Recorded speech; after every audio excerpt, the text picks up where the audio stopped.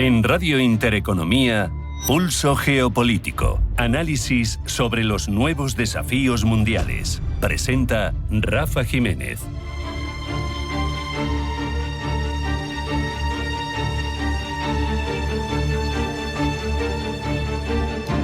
Hungría espía para Rusia. ¿Qué puede hacer la Unión? Bienvenidos a Pulso Geopolítico. Las elecciones en Hungría trascienden lo doméstico. No se trata solo si de Viktor Orbán renueva su mandato o no, sino de qué significa esa continuidad si se produce para una Unión Europea tensionada por la necesidad de preservar una mínima cohesión estratégica frente a Rusia. Las revelaciones sobre presuntas filtraciones del ministro de Exteriores húngaro, Péter Szijjártó, a su homólogo ruso, Sergei Lavrov, abren un umbral completamente distinto a la del verso libre a la que estábamos acostumbrados. No hablamos de tener una posición política heterodoxa, sino de la eventual transferencia de información sensible sobre deliberaciones internas del Consejo Europeo. Si se confirma que Moscú ha podido conocer de primera mano las líneas rojas, los desacuerdos, las concesiones, las discusiones, el daño no es solo reputacional, es estructural. La palabra clave en este caso, sin embargo, hay que reconocerlo, no es espionaje en el sentido clásico, es más bien una cierta deslealtad estratégica. La Unión Europea no es un Estado federal, pero en muchos aspectos funciona como tal. Y si las decisiones sobre cómo se va a operar frente a un adversario como es Rusia, las deliberaciones que se mantienen a la hora de establecer una posición unida se filtran al adversario, pues el mecanismo entero se resiente. Rusia no necesitaría, en tal caso, sofisticadas operaciones de inteligencia para anticipar los movimientos europeos. Le bastaría con esperar la llamada adecuada, la del ministro de Exteriores húngaro, la de Szijjártó, a su homólogo ruso, a Lavrov. La cuestión de fondo es que Orbán ha construido su legitimidad interna sobre una narrativa de soberanía frente a Bruselas, de defensa de valores tradicionales, está bien, pero de pragmatismo tremendo en la relación con Moscú. Y la sospecha de que sus actuaciones en el seno de la Unión Europea, los vetos, por ejemplo, a ciertas ayudas a Ucrania, estén coordinados o sincronizados con los intereses de un poder extranjero, rival estratégico como es Rusia, cambia la naturaleza de este debate. Porque ¿tiene sentido que un Estado miembro permanezca en un club cuyas decisiones estratégicas socava de forma sistemática?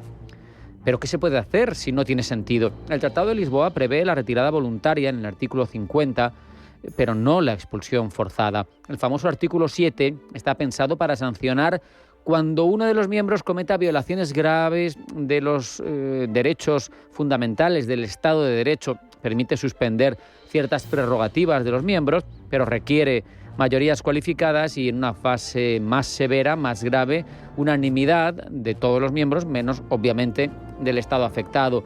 Pero es muy difícil activarlo con contundencia y sobre todo no está previsto para expulsiones ni nada parecido. No es un instrumento para castigar la deslealtad geopolítica, está para proteger valores fundamentales en el seno de la Unión Europea. Por eso, la pregunta es ¿qué puede hacer la Unión Europea para protegerse? La reacción más probable no es, como vemos, la expulsión, que no está prevista en los reglamentos, es la fragmentación funcional, al menos parece lo más pragmático. Es un recurso creciente que estamos viendo, el de las cooperaciones reforzadas, los minilateralismos, los formatos ad hoc que excluyen a quienes bloquean o quienes generan riesgos. Lo hemos visto en el ámbito de la defensa, con iniciativas fuera del ámbito estrictamente comunitario, en acuerdos intergubernamentales paralelos.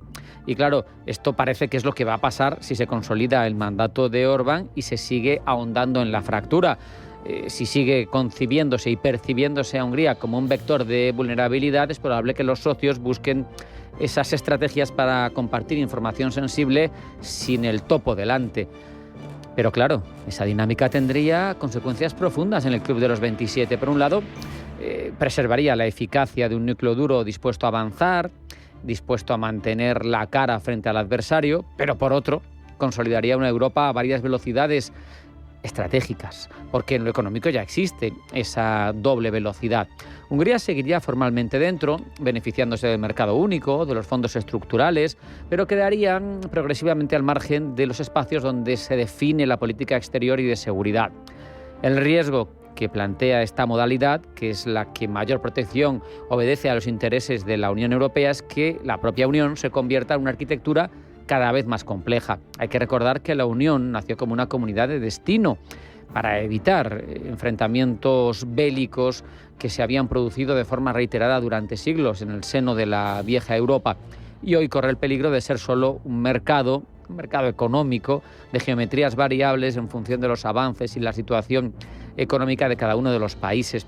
Eso sí, es evidente, tampoco se puede demonizar la diversidad de pensamiento, la pluralidad de enfoques políticos no es nueva. La tenemos con ejemplos en diferentes miembros. La diferencia aquí es que en el caso húngaro la sospecha no es de matiz, sino de alineamiento. Y claro, estar alineado claramente, compartir los secretos de las deliberaciones de todos los socios con el rival directo, parece que es un punto más de gravedad. Si Orbán renueva mandato, la Unión tendrá que decidir entonces si prioriza la unidad formal o la coherencia estratégica. Quizá el dilema real es qué tipo de unión puede sostenerse con reglas que permiten a un solo miembro bloquear decisiones críticas, compartir información con quien está en guerra con el continente. Porque es evidente que si Moscú ha podido anticipar movimientos gracias a fisuras internas dentro de la Unión, la propia Unión Europea se ha situado en clara desventaja, porque la previsibilidad del otro en un enfrentamiento es poder propio, y esto le ha venido muy bien al Kremlin. Una unión de 27 necesita lealtad mínima compartida, unos mínimos. Si esa lealtad se pone en cuestión, el debate deja de ser jurídico, deja de ser referido a tratados y a artículos y se vuelve existencial. Y eso no se puede pasar por alto. Hacemos un alto en el camino. A la vuelta, información geopolítica que elabora Blanca el Tronco. No se marchen porque sigue Pulso Geopolítico.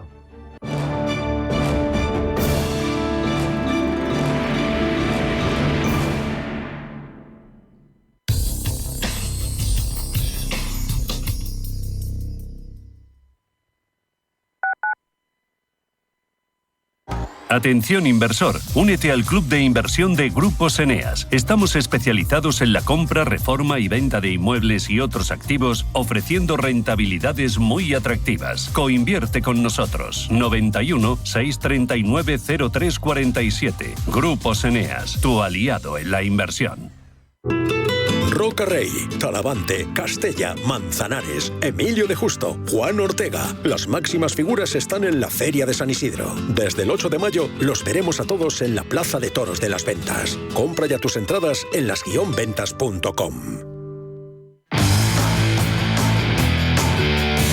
El 10 de febrero de 1996, el campeón mundial de ajedrez, Garry Kasparov, fue derrotado en la primera partida de un encuentro disputado en Filadelfia contra la supercomputadora de IBM Deep Blue.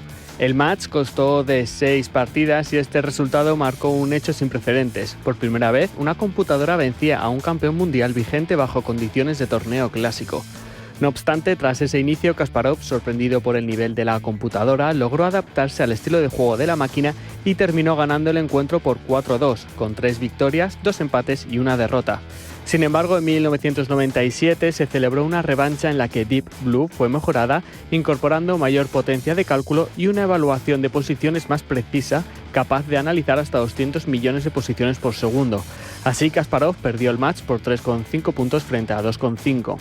Este enfrentamiento representó un punto de inflexión en la relación entre humanos y máquinas al demostrar que las computadoras podían superar a las personas en dominios intelectuales altamente especializados. Además, sentó las bases para el desarrollo posterior de la inteligencia artificial moderna, aunque Deep Blue utilizaba IA clásica y no aprendizaje automático como el empleado en la actualidad.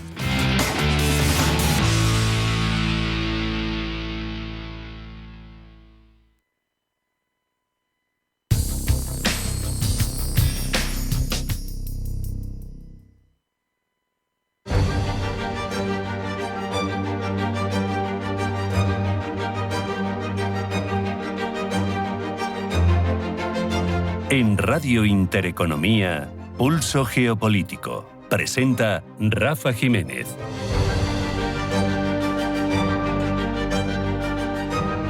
Abordamos ya la información geopolítica que elabora Blanca del Tronco. Blanca, bienvenida, buenas tardes. Buenas tardes. Israel mata al secretario personal y sobrino del líder de Hezbollah. El ejército israelí lo ha identificado como Ali Yousuf Harsi, del que asegura tenía un rol central en la gestión y seguridad de la oficina de Naim Qassem, el líder del grupo Sí, el ejército israelí niega eso sí que Qassem haya muerto en el ataque. Sea como sea, tras conocerse la noticia, el embajador iraní en Islamabad ha borrado el tuit donde confirmaba que una delegación se dirigía a Pakistán para negociar con Estados Unidos. La Casa Blanca, sin embargo, confirma el envío de un equipo negociador encabezado por el vicepresidente J.D. Vance. España reabrirá de forma inmediata su embajada en Teherán. Así lo ha anunciado el ministro de Exteriores, José Manuel Álvarez, quien asegura que toma esta decisión ante el paréntesis de 2 semanas de alto el fuego acordado entre Estados Unidos e Irán y con el fin de que se impulse ese esfuerzo por la paz.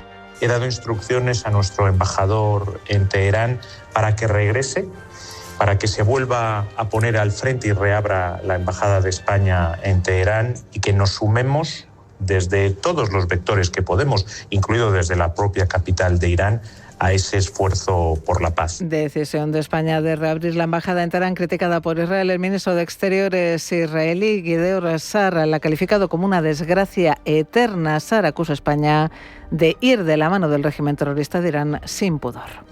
Último día completo de los astronautas de Artemis dentro de la nave Orión. Y con motivo de ello ofrecerán una rueda de prensa mientras ultiman los preparativos para su regreso a la Tierra y repasan los procedimientos de reentrada y amerizaje en el Pacífico. La NASA ofrecerá además una sesión informativa sobre el estado de la misión Artemis, que ha marcado el regreso del ser humano a la órbita lunar tras más de medio siglo.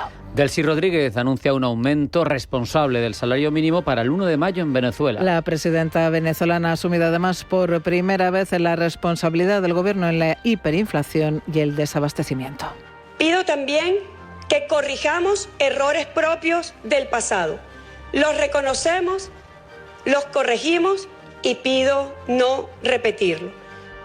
En Perú, entre tanto, concluye la campaña electoral. Y lo hace sin un horizonte claro de cara al domingo, con millones de peruanos que decidirán su voto a última hora después de que ninguno de los 35 candidatos hayan logrado desmarcarse ampliamente del resto. Ucrania espera retomar las negociaciones de paz con Rusia y Estados Unidos. Kiev espera que el alto el fuego en Irán permita la reanudación de los contactos trilaterales entre Rusia, Ucrania y Estados Unidos, que habían quedado en suspenso desde febrero. Desde Ucrania están pendientes, además de las elecciones en Hungría, con la esperanza de que el gobierno de Víctor Orbán pierda el poder y que su sucesor esté dispuesto a restablecer las deterioradas relaciones después de que Budapest bloqueara el acceso de Kiev a la financiación de la Unión Europea y sus perspectivas de adhesión al club comunitario. China y Corea del Norte fortalecen sus relaciones bilaterales. El canciller chino llega a Corea del Norte para una visita de 2 días en medio del fortalecimiento de lazos bilaterales y antes de la llegada del presidente estadounidense Donald Trump a China, que ha generado expectativas de que se aproveche el viaje para tratar de sostener una reunión con el mandatario norcoreano.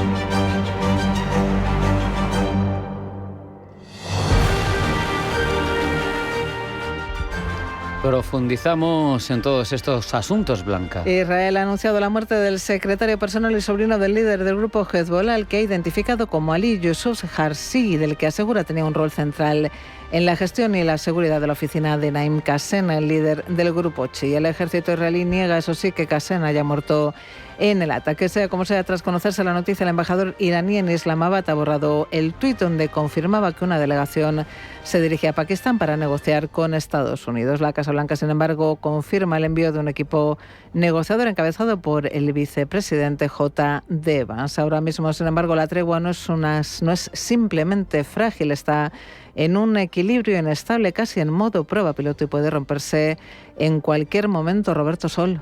Se podría decir que el alto el fuego entre Estados Unidos e Irán nace herido de muerte al estar condicionado desde el primer minuto.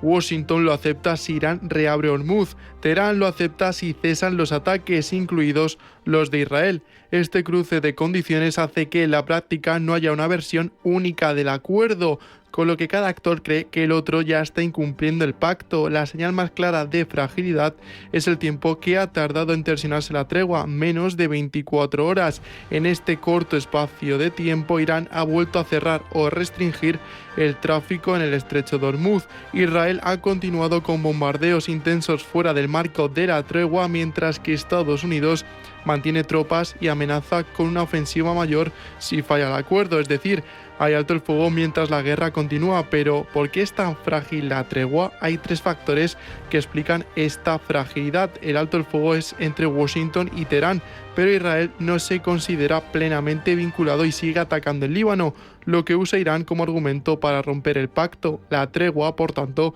depende de un actor que no está dentro del acuerdo. El segundo factor de tensión en la tregua es el estrecho de Hormuz, utilizado como arma de presión. No es solo un punto estratégico, pero es la palanca negociadora de Irán. Su apertura o cierre es casi un referéndum diario sobre si el acuerdo sigue vivo. Javier Moret, CEO de Planwatch Consulting.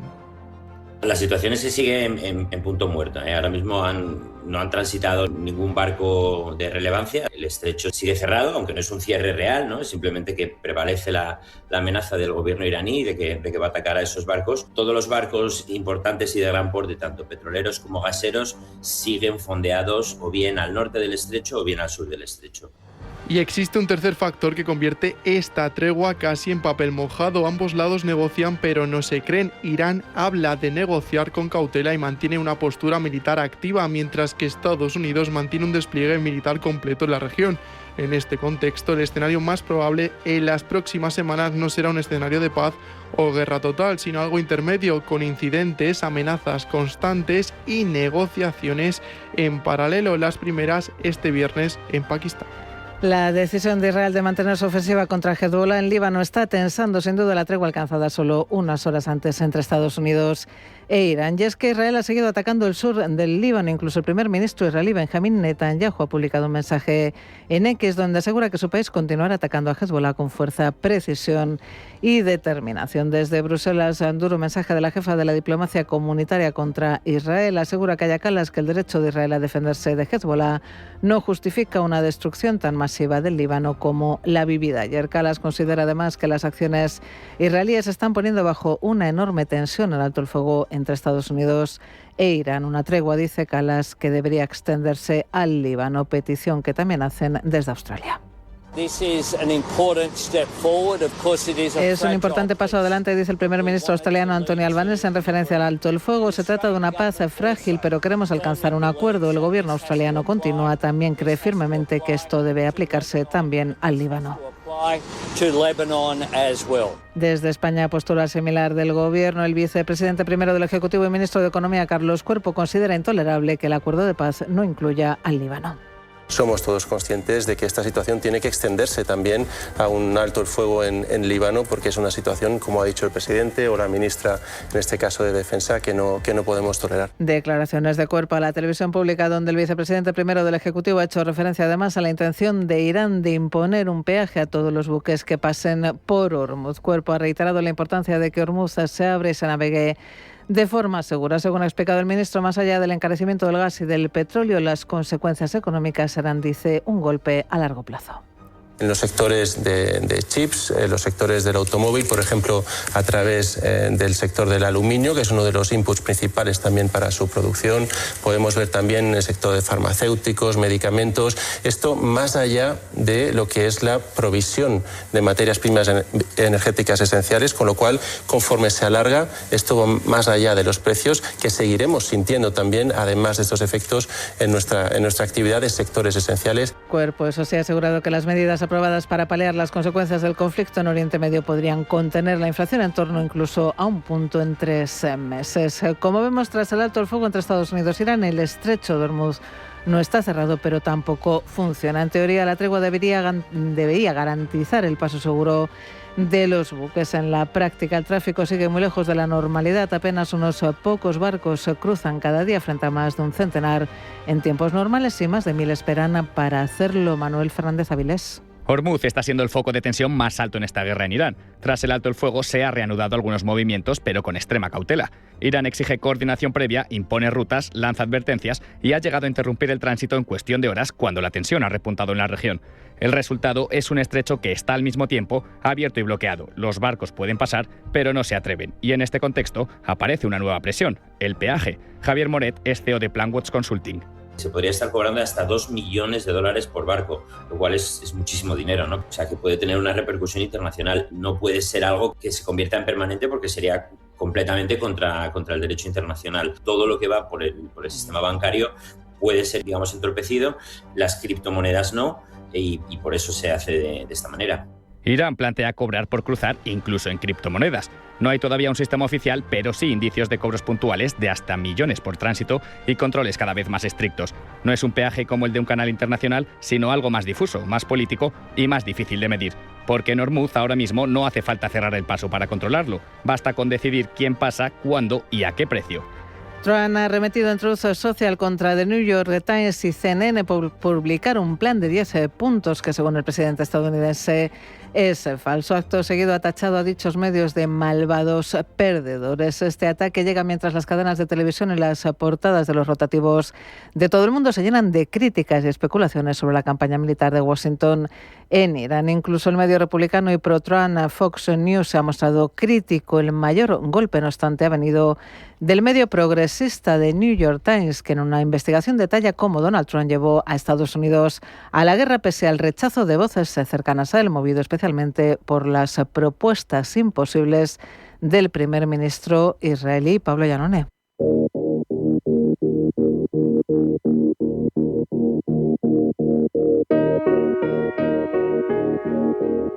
El pasado 11 de febrero, en medio de negociaciones entre Teherán y Washington, Benjamin Netanyahu hizo una propuesta histórica en la sala de crisis de la Casa Blanca: acabar con la República Islámica de Irán. Supuestamente el primer ministro israelí lo hizo parecer sencillo, como casar y cantar, dicen algunos. Aseguró que el programa de misiles balísticos de Irán podría ser destruido en pocas semanas y que el régimen estaría tan debilitado que no podría bloquear el estrecho de Hormuz. Además, la probabilidad de que Irán atacara los intereses estadounidenses en los países vecinos se consideró mínima. El jefe del Mossad, David Barnea, que se conectó a la reunión por llamada, añadió supuestamente que las protestas callejeras en Irán, que habían inundado el país a finales del pasado enero, se reanudarían y que, con el apoyo de la agencia de espionaje israelí, se crearían las condiciones para que la oposición iraní derrocara al régimen. Los israelíes también plantearon la posibilidad de que combatientes kurdos iraníes cruzaran la frontera desde Irak para abrir un frente terrestre en el noroeste, lo que extendería aún más las fuerzas del régimen y aceleraría su colapso. Todo esto se ha estado barajando en la opinión pública durante el último mes y la investigación del The New York Times confirma cuáles eran las intenciones del primer ministro israelí. Ahora bien, lo inédito está por venir.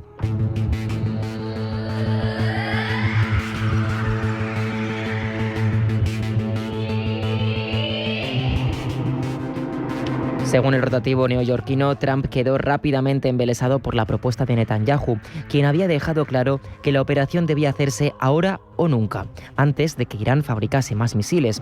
Los presentes en la reunión, no obstante, tenían sus reticencias. Quizá sí era posible decapitar a los ayatolás y debilitar la industria de misiles iraníes, pero provocar un levantamiento popular dentro de Irán y cambiar el régimen eran objetivos alejados de la realidad. El director de la CIA, al margen de la reunión, denominó dichos objetivos ridículos. El secretario de Estado, Marco Rubio, dijo que eran una tontería. El vicepresidente J.D. Vance expresó un fuerte escepticismo. En los días venideros, el general Kane compartió con Trump la alarmante evaluación militar de que una campaña importante contra Irán agotaría drásticamente las reservas de armamento estadounidense, incluidos los interceptores de misiles, cuyo suministro se había visto afectado tras años de apoyo a Ucrania e Israel. También señaló la enorme dificultad de asegurar el estrecho de Hormuz y los riesgos de que Irán lo bloquease. Trump, no obstante, había descartado esa posibilidad, dando por sentado que el régimen capitularía antes de que llegase a ese extremo, en la línea de lo defendido por Benjamin Netanyahu. Así pues, el presidente, hechizado por su sentimiento MAGA y la exitosa operación que capturó a Nicolás Maduro, confiaba en que su ejército, empoderado año tras año, acabaría con el régimen en cuestión de semanas. El secretario de Defensa, Pete Hegseth, insuflaba estos ánimos, mientras Marco Rubio y J.D. Vance seguían escépticos. El vicepresidente creía que una guerra para derrocar al régimen iraní sería un desastre. Prefería que no hubiera ningún ataque, pero sabiendo que era probable que Trump acabase haciéndolo, intentó orientarlo hacia una acción más limitada. En los últimos días de febrero, Estados Unidos e Israel descubrieron que el líder supremo, Ali Khamenei, se reuniría en la superficie con otros altos funcionarios del régimen, a plena luz del día y expuesto a un ataque aéreo. Era una oportunidad única para atacar el corazón del liderazgo iraní, un objetivo que quizás no se presentaría de nuevo. Antes de apresurarse, Trump le dio a Irán otra oportunidad para llegar a un acuerdo que eliminase el programa nuclear. Fue así que en Ginebra se gestaron los últimos instantes antes de la decisión final.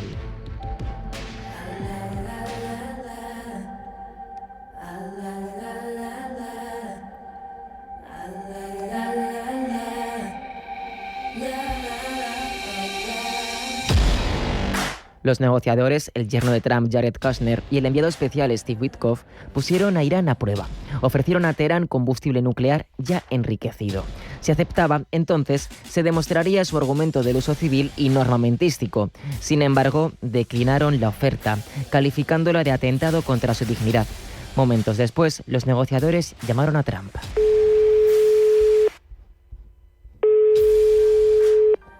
Creo que debemos hacerlo, fueron las palabras del presidente estadounidense tras colgar el teléfono. Irán, explicó Trump, no puede tener un arma nuclear y lanzar más misiles contra Israel ni contra ningún otro lugar de la región. La tarde siguiente, a bordo del Air Force One, dio la orden definitiva. La operación Furia Épica está aprobada.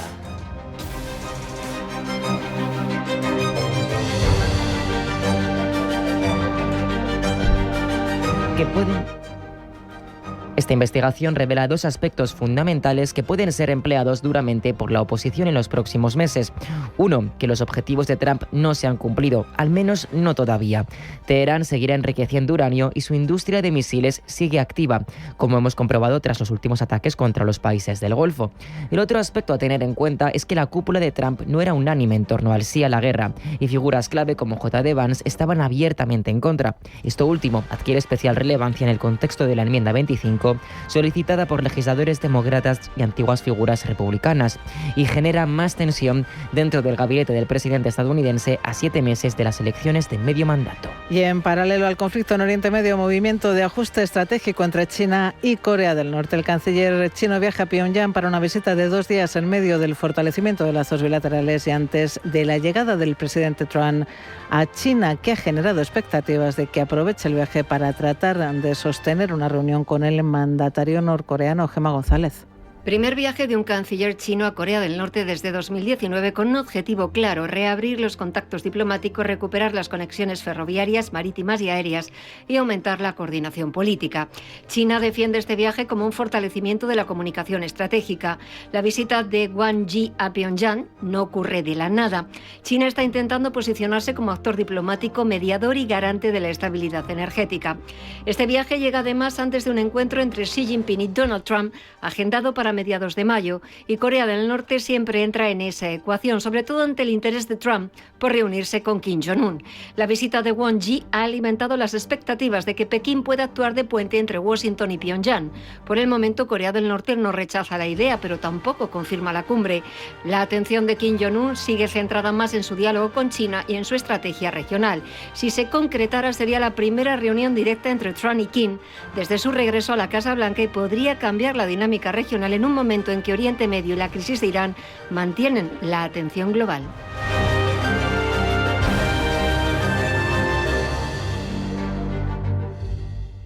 España va a ser el país más longevo del mundo. La cuestión es cómo vamos a vivir esos años de más. No nos vamos a conformar solo con cumplir años, queremos vivirlos al máximo. Y para eso Asisa presenta Bienvejecer. Cuidarse hoy para vivir mejor mañana. Descúbrelo en bienvejecer.es. Asisa, mejor así. Empresa colaboradora de Teatro Real cerca de ti. ¿Sabías que, en Gran Hotel Inglés, el salón privado de la planta baja debe su nombre a una de nuestras clientas más especiales? La novelista Virginia Woolf, escritora referente del modernismo vanguardista del siglo XX y del feminismo internacional. GranHotelInglés.com, tu hotel de lujo en Madrid. Los viernes a las 10 de la noche nos visita un gato, el Gato Gourmet. En Radio Intereconomía, Andrés Sánchez Magro presenta una guía semanal gastronómica, enológica, de restaurantes, literaria, musical y con todos aquellos ingredientes para cocinar la buena vida. El Gato Gourmet, los viernes a las 10 de la noche en Radio Intereconomía.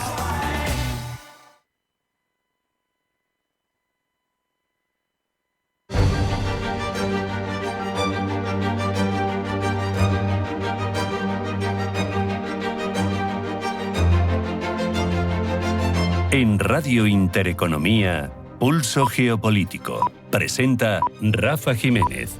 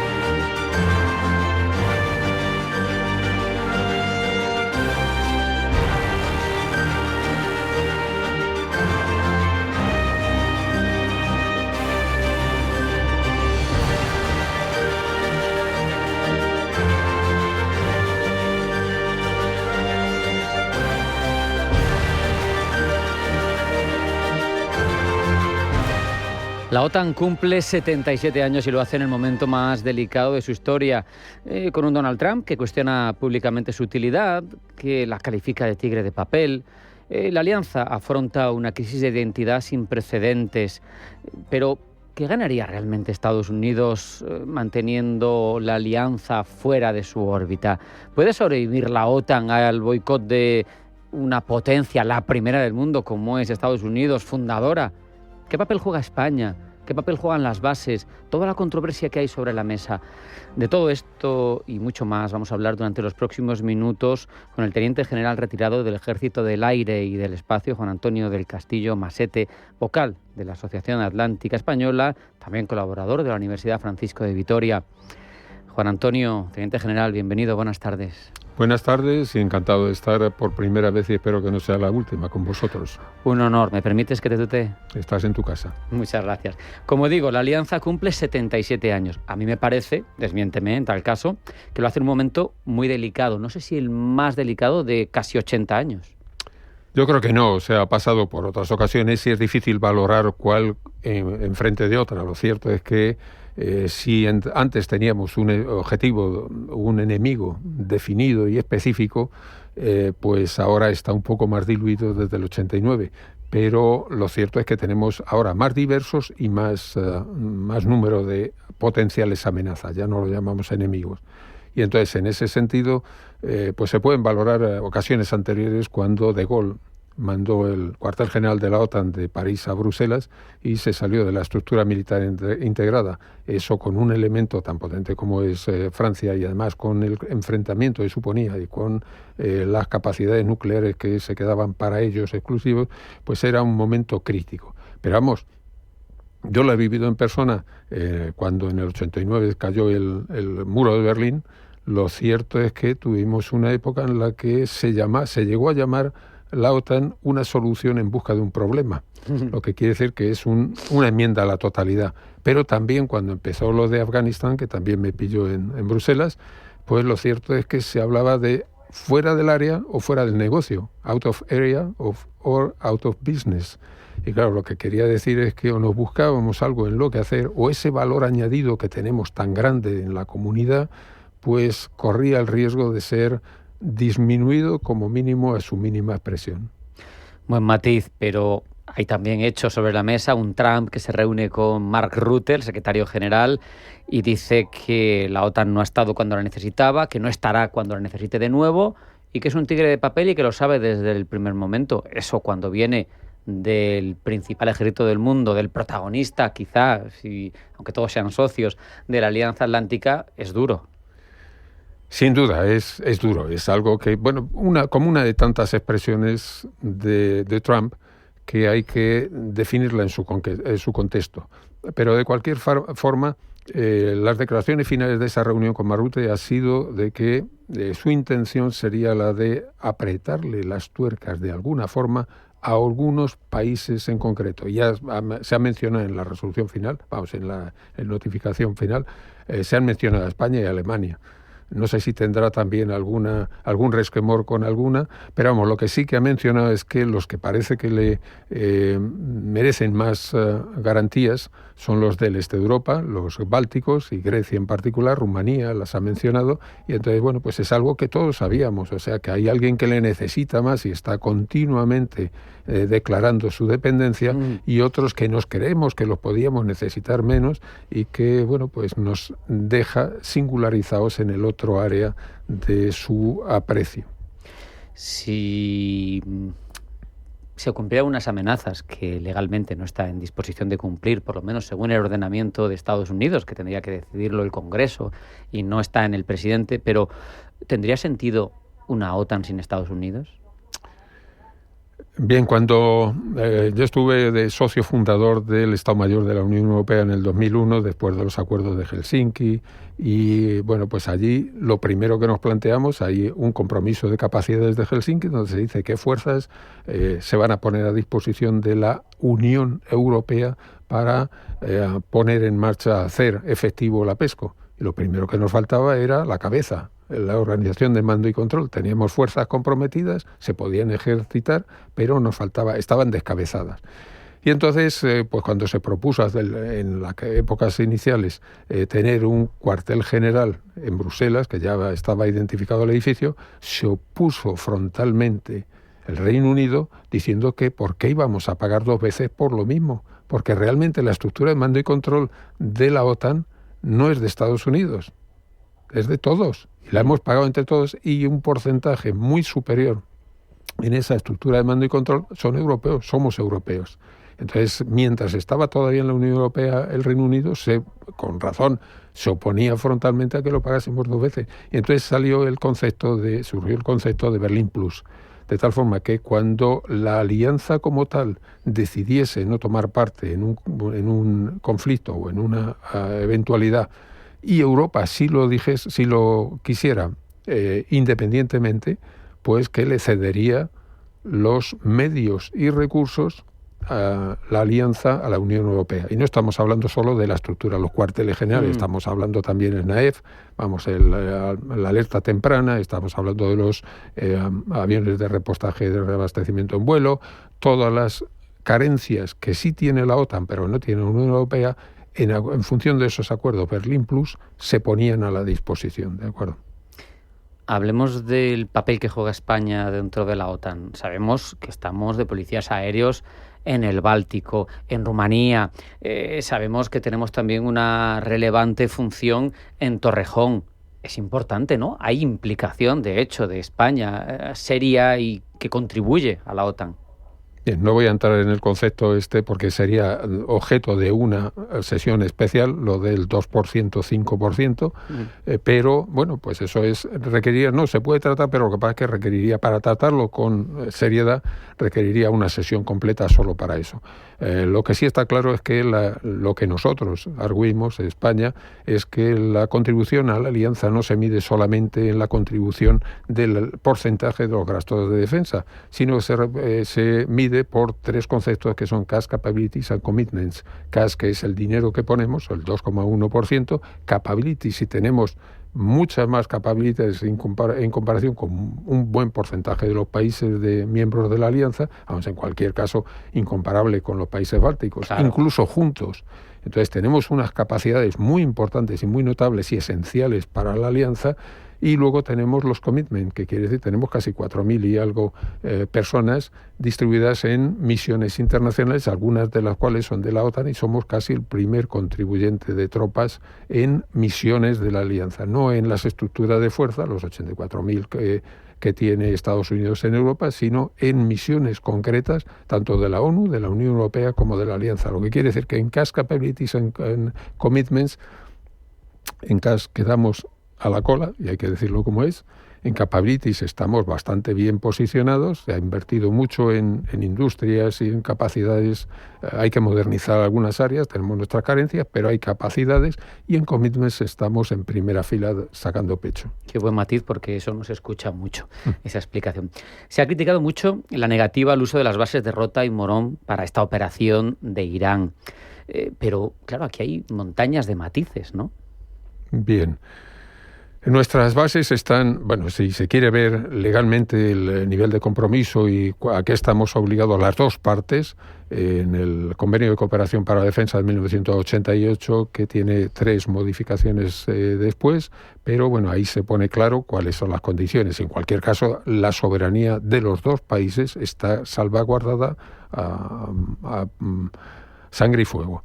Lo cierto es que tenemos soberanía total, y en ese caso, si las autoridades españolas han determinado que el fin para el que se iban a utilizar pues le parece que no es el adecuado y no entra dentro de su legislación nacional o de su entorno nacional, pues es plenamente soberana. Eso desde el punto de vista legal. Luego hay otros aspectos que habría que valorarlos uno por uno, que sería, pues bueno, la de aliado y qué podemos esperar luego cuando nosotros pidamos ayuda, si nos están pidiendo ayuda. Hemos estado en Afganistán, pero por supuesto con apoyo de la ONU, que había pedido a la OTAN que hiciese esa misión. O sea, que en ese quitando el entorno legal, en el que desde luego no soy abogado, no soy experto en derecho y tengo mi propia opinión, pero vamos, no está a la altura del asunto que estamos tratando. Pero en el otro caso, pues las bases son un activo muy importante de la alianza, no de Estados Unidos, muy importante por la ubicación en la que están.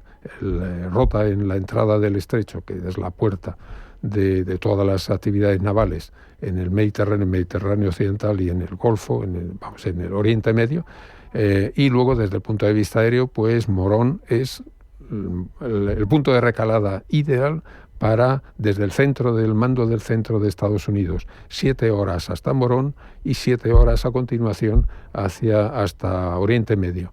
Y es el sitio ideal porque no tiene tráfico aéreo, tiene la meteorología mejor que puede tener en todo el continente europeo, y además, pues como digo, tiene espacio aéreo razonablemente, no está demasiado lleno de tráfico aéreo, y luego tienen los espacios reservados para bombarderos y para cisternas. Lo que quiere decir que es nuestras bases, las dos bases, más a veces en el conflicto del Golfo se utilizó Torrejón también, y tuvieron hasta 15 C-5 habilitado para que pudiesen utilizarlo. Lo que quiere decir que el valor es innegable, no para Estados Unidos, para la alianza, ¿de acuerdo? Y entonces el que se haya cerrado, no hemos sido los únicos, nosotros fuimos los primeros, pero luego se ha cerrado el espacio aéreo y se han cerrado el uso de las bases. Pues eso es lo que tiene su contenido político y, bueno, pues tendrá sus consecuencias, sin duda también. De hecho, al hilo de esta negativa, aunque se había mencionado antes en pasadas ocasiones, Lindsey Graham, político estadounidense, sí, otras voces dentro de Estados Unidos, reclaman de forma dramática llevarse las bases de España. Yo te pregunto, ¿eso es un titular político o es una amenaza real en cuanto a posibilidad, me refiero? ¿Sería posible? Sería posible, no recomendable, y para el propio Estados Unidos. Además, se ha mencionado precisamente que se podrían llevar pues a los países bálticos, como digo, Rumanía o a Grecia incluso. No sería recomendable. En cualquier caso, si la razón de ser es que en esta operación concreta se les ha limitado la utilización, pues resulta que cualquier operación que tuviésemos a continuación habría que prescindir de todas esas ventajas que mencionaba anteriormente. Luego, entonces es casi como pegarse un tiro en el pie, porque la siguiente no tiene por qué presumirse que va a tener las mismas dificultades que nos ha producido a Occidente, a Europa, el restringir el uso de esas bases. Y entonces es, bueno, pues cerrarlas y quitarlas en otros sitios. Una cosa es que se pase a utilizar con preferencia otras bases que estén a disposición, eso podría derivarse parte del tráfico, pero cerrarlas a cal y canto, Rota tiene el valor que tiene la puerta del estrecho, es algo insustituible. Claro, esa gente amaga con llevárselas a Marruecos, que tiene una relación privilegiada con Estados Unidos desde que fueron los primeros, recordemos porque lo hemos leído, en reconocer la independencia estadounidense, y desde entonces tienen, se supone, esa relación buena, pero claro, parece un poco una putad. No solo eso, que en la Segunda Guerra Mundial, antes de Normandía, hubo el desembarco en Casablanca, y eso fue la retaguardia del Afrika Korps de Rommel, y en Alamein perdieron, pero por la retaguardia les estaban atacando también desde Casablanca. O sea que hay colaboración. Nosotros también tenemos muy buena historia de colaboración, no hay que enfrentar ni comparar. Lo cierto es que Marruecos no tiene las ventajas que tenemos nosotros, porque si se produjera, ya lo teníamos en tiempos cuando había la operación Reforger, que antes de la caída del muro. En la operación Reforger, todos los aviones, el tránsito de fuerzas y de medios que venían de Estados Unidos para reforzar Europa, que eran 9 divisiones en 9 días, venían directamente a las bases españolas, Zaragoza, Torrejón, Morón y Rota, y desde aquí por carretera iban al frente hasta donde hubiesen llegado las fuerzas del Pacto de Varsovia. Bueno, pues esa operación, como digo, 9 divisiones en 9 días venían a las bases españolas, y eso contaba con las autopistas, contaba con la Guardia Civil que les daba escolta, se contaba con, bueno, pues todas las facilidades que tiene España para proporcionar. Si pone usted el estrecho de por medio, eso ya no es viable. Claro. Habría que poner con un desembarco, un traslado a un lado y al otro del estrecho. Lo que quiere decir que se puede, por el momento, reflejar sobre las manifestaciones muchos sentimientos agrios, pero luego el peso real de la realidad de los hechos no recomendaría en ningún caso el que se trasladara a ningún sitio. Juan Antonio, sin embargo, permíteme que te haga una pregunta que no suelo ver respondida, y es que Estados Unidos se queja de que ha puesto mucho en defender a Europa, y es un hecho, o sea, que nadie no se puede negar. Pero toda esa infraestructura que la utiliza Estados Unidos, la ha utilizado y le ha permitido ser el hegemón que ha proyectado su presencia estratégica para contener, por ejemplo, a la Unión Soviética en continente europeo, para proyectarse hacia Oriente Medio, como bien nos explicabas. Yo creo que las bases le han aportado mucho, que son de la OTAN, le han aportado mucho a Estados Unidos, y solamente cuentan desde Estados Unidos, yo es que he defendido a Europa, y qué ingratos son, pero ¿cuánto ha ganado estratégicamente Estados Unidos por tener 84.000 soldados en Europa, y seguro que habrá tenido más, por tener esa capacidad para poner 9 divisiones en suelo europeo y contener a sus rivales estratégicos? En el concepto geopolítico que tenía McNamara está claro que ese es el enfoque. Quiere decir, esa era una gran potencia mundial, y para ser potencia mundial tiene que tener capacidad de proyección, capacidad de despliegue y de proyección de fuerza. Entonces se estaba beneficiando.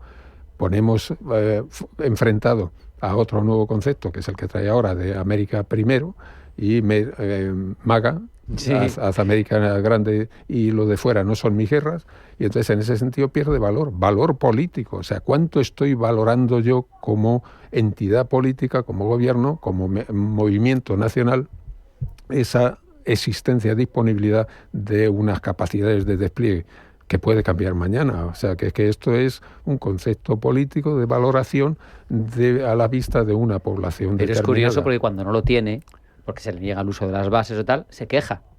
No sé si me entiendes lo que yo detecto como una incoherencia. Es evidente que políticamente ahora ellos promueven lo interno, pero hacen una operación en el exterior, no pueden aprovechar esa capacidad de proyección y dicen qué malos son nuestros socios. Entonces valora también que tienes eso a tu disposición. No sé si me comprendes. Sin duda, completamente. Pero es que porque no se han puesto sobre la mesa las capacidades logísticas que damos. No solamente la capacidad operativa de llegar, tomar y continuar haciendo punto de recalada nuestras bases en España, sino que es que también tenemos unas capacidades logísticas. Quiere decir, hay un oleoducto Rota-Zaragoza que los buques de carga de tanqueros de combustible americanos conectan ahí y tiene combustible hasta Morón, por supuesto, en el Araal, con una estación terminal que luego llega hasta la base. En Torrejón está todavía activo, o sea que si se tuviese que reactivar también pueden tener allí combustible, y bueno, pues supone que si tienen los aviones que en vez de venir hasta Torrejón, Morón o Rota, tuviesen que continuar hasta Grecia, supone menos capacidad de carga. Claro. Porque tienen que tener más combustible en las salas y menos, o tendrían que reabastecer en vuelo, lo que haría falta un consumo mayor de cisternas. Entonces, no solamente, como digo, es capacidad operativa de llegar 7 horas y 7 horas, sino también capacidad logística, que aquí la tienen y en otro sitio pues sería diferente. Pues estamos conociendo muchos detalles que normalmente no salen, como ese oleoducto. Me ha resultado muy interesante que nos lo contaras. Por cierto, en tu trayectoria, no lo he mencionado al comienzo, pero creo que también has sido presidente de Hisdesat. Sí. Hisdesat ha conseguido un logro tremendo, ha puesto Spainsat 1 y 2 en el aire. Hablamos en su momento con el director general de Hisdesat cuando se pusieron en órbita. Eso también nos permite a España tener unas capacidades homologadas OTAN, porque esos satélites están previstos con esas condiciones de espectros de funcionamiento. Eso también es otra aportación relevante que podemos hacer desde España a la propia alianza. Y está contabilizado. Quiere decir que cuando se han hecho el objetivo 2030 de Europa, que son los que estamos planeando ahora, pero que serían aportados a cualquier tipo de operación que fuese conjunta con OTAN, pues lo cierto es que eso está contemplado y en los objetivos 2030 ya está descontado el que nosotros estamos aportando esa capacidad adicional.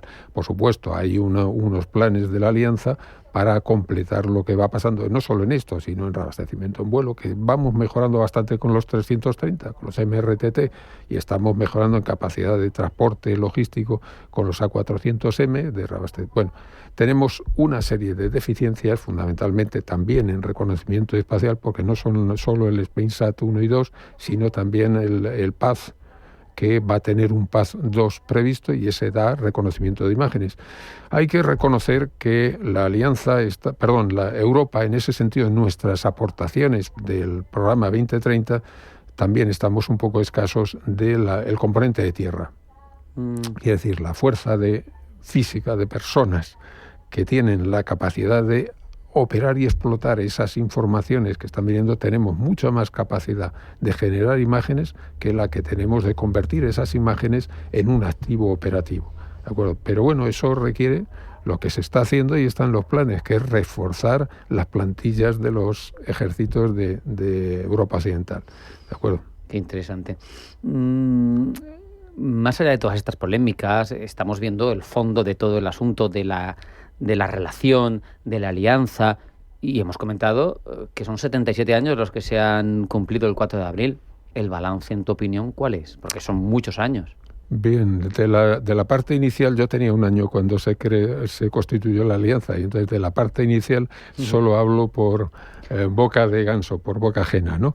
Y entonces en ese sentido lo cierto es que si no hubiese alianza habría que haberlo inventado, porque a nosotros nos ha dado el periodo de paz continuado desde el final de la Guerra Fría hasta ahora, que no se conocía jamás en la historia yo no digo solo de Europa, sino casi de la humanidad.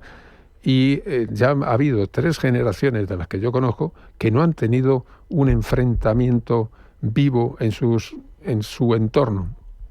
Excluimos Balcanes, por supuesto, sí. Pero Balcanes aquello fue muy específico, muy local y muy específico, y además que no era amenaza para los países europeos. No tenía ninguna amenaza. Lo que pasa es que queríamos acompañar a la Naciones Unidas y a la OTAN en esa labor de pacificación, de resolución de los problemas que están todavía en el aire, que casi son centenarios, vienen del siglo anterior, del 19, y bueno, pues es algo que se ha conseguido implantar una paz razonable, una tranquilidad razonable. Y el resto de Europa hemos vivido como nunca se había vivido antes, y bueno, pues hay 3 generaciones que hablan de la guerra por televisión. Y entonces el beneficio, y eso es la OTAN, no se le puede mirar de otra forma. Y todos los que hemos participado en el planeamiento sabemos que había 2 programas que se llamaban ACROSS y ATARM, que eran de el armamento que teníamos que tener y dónde lo teníamos que tener, bala por bala y munición por munición, para batir el contrario que teníamos enfrente, el enemigo que teníamos enfrente. Estaba calculado a la bala, Entonces eso daba una tranquilidad. Y luego, bueno, pues también el transporte aéreo que hacía falta para hacer todos los despliegues de donde estaban las fuerzas y los medios en situación de paz o preposicionados al sitio donde iban a tener que operar. Todo eso estaba calculado, como digo, a la bala. Entonces eso es una sensación de... Si lo que nosotros proporcionamos, nosotros me refiero a las Fuerzas Armadas, lo que proporcionamos a la nación como producto, que es seguridad, no hay nivel de seguridad más grande que ese, el de decir, si viene alguien, está parado. ¿De acuerdo? Fíjate, me vas a decir que no, pero te lo tengo que preguntar. ¿No se perdió una oportunidad a la caída del muro cuando se decide disolver el Pacto de Varsovia, cuando los ministros alemanes, el del este y el del oeste, antes de reunificarse, dicen, es el momento de tirar abajo el Pacto de Varsovia, tirar abajo la OTAN, porque ya no hay enemigo? Ha habido que buscar negocio, nos lo has contado tú antes. ¿No era momento de disolverla, de encontrar otro tipo de relaciones entre los países europeos? Bien, pasamos al Paleolítico y desde el Paleolítico se están tirando piedras y dando con huesos o con ramas de olivo. Lo cierto es que eso es una continuidad de la humanidad y entonces tenemos ahí invertido. Se ha bajado bastante, se han disminuido, sobre todo en Europa Occidental, las capacidades de defensa se han disminuido hasta unos niveles comprometedores. Pero teníamos unos activos, ¿qué es lo que hacemos? Cortamos a trozos los NAEF, los NATO Airborne Early Warning, los aviones que ya los tenemos. Lo que no tenemos es eso, no hay un enemigo activo, en ese momento no lo estaba. Pero ¿por qué lo voy a romper si es un activo que no duele y no cuesta demasiado? Y sé que positivamente, antes o después, si no es por un sitio o por otro, la geopolítica y la historia nos dicen que va a haber enemigos. Pues vamos a mantenerlo a un nivel que sea asumible, porque lo que hemos tenido ha sido una política social que ha sido incomparable con lo que ha habido y en resto con el resto del globo. ¿Y por qué vamos a deshacer? A nadie se le ocurre tirar el chalet que tiene en la costa porque se acaba de romper la pierna y no va a poder ir durante 3 o 4 años. No tiene sentido. Lo lógico es que mantengas los activos al nivel que sea asumible para cuando posiblemente en el futuro lo puedas necesitar. Juan Antonio, te presumo atlantista convencido, obviamente.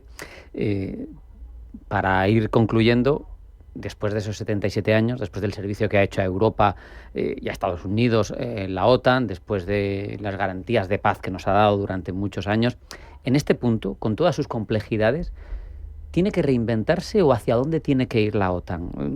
¿Qué futuro le ves tú? Bien.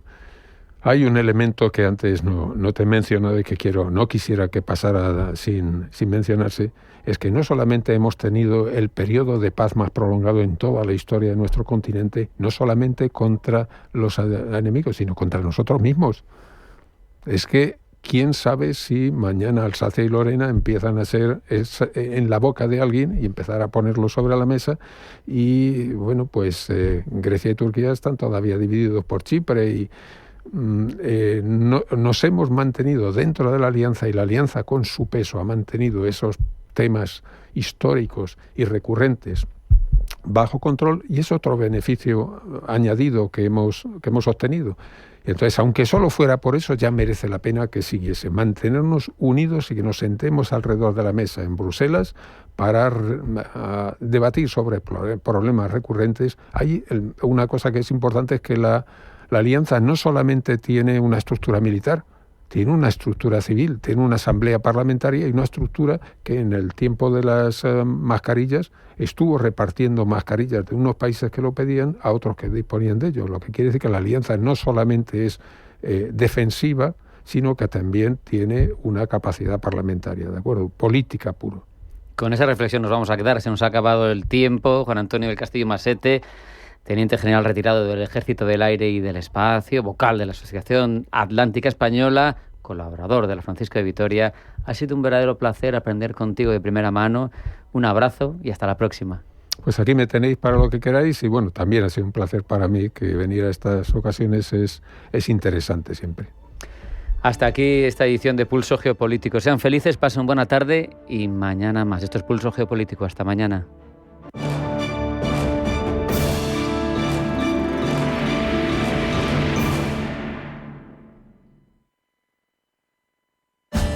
Conquista cada camino, renueva cada viaje. European Privilege te ofrece un método exclusivo de alquiler de coches premium a 6 meses con hasta 20.000 kilómetros, sin avales y con hasta el 100% del gasto desgravable. Diseño, tecnología y potencia para cada viaje. Siente la libertad al volante de los grandes iconos del automovilismo. European Privilege. Elige tu marca. Conduce diferente. ¿Estás listo para que tu evento de empresa sea algo único? Washow Madrid, donde cada detalle está pensado para inspirar, conectar y celebrar. Música, gastronomía y tecnología se unen para que tus invitados vivan una experiencia inolvidable. El show más espectacular del mundo. Más información en washow.com.